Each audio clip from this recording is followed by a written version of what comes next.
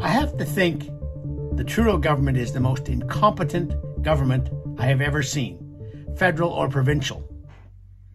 And since I started working in politics when I was 10 years old, handing out flyers on a street corner, I've seen a lot of governments. This one is definitely the most incompetent. Let's take a look at what they have proposed this week to solve the housing crisis in Canada. Canada's housing crisis is much worse than any other G7 country. We have the fewest number of housing units per capita of any G7 country.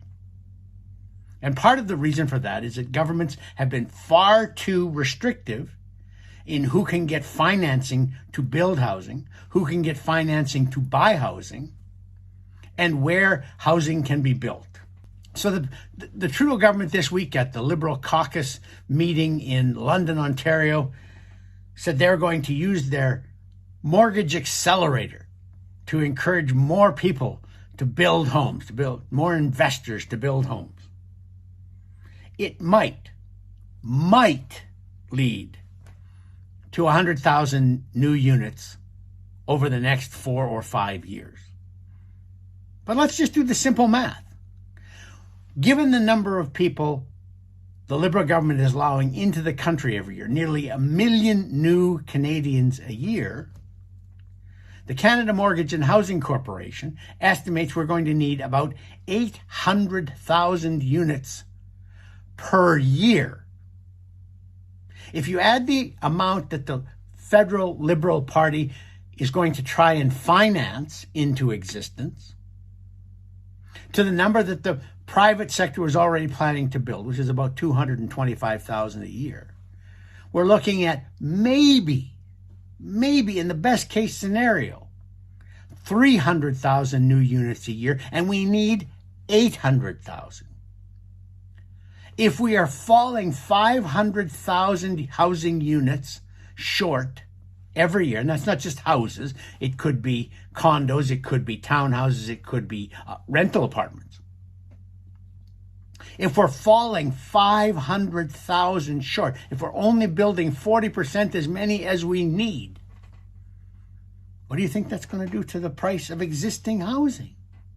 It's going to continue to go up. It's going to continue, particularly in Toronto and Vancouver, which are the two highest priced markets in the country. It's going to continue to be unaffordable for people who don't already own houses to get into the housing market. This is not going to solve the problem. This reminds me of last year when the Liberals, at the NDP's beckoning, decided to send renters a $500 check and say, here, this will help your rental problems. Now, the average rent in Canada is $2,000 a month. It's much lower than that in many places in the country, but in larger cities, $2,000 a month is not unheard of. So basically what the Liberals and the NDP did was send everybody a check for 1 week's worth of rent. That's what I mean when I say that this government is not serious. It has a serious housing problem on its hands. It could encourage more housing building, and it's doing tiny bits of that. Or it could stop the inflow of new people into the housing market by reducing the number of people it's permitting into the country.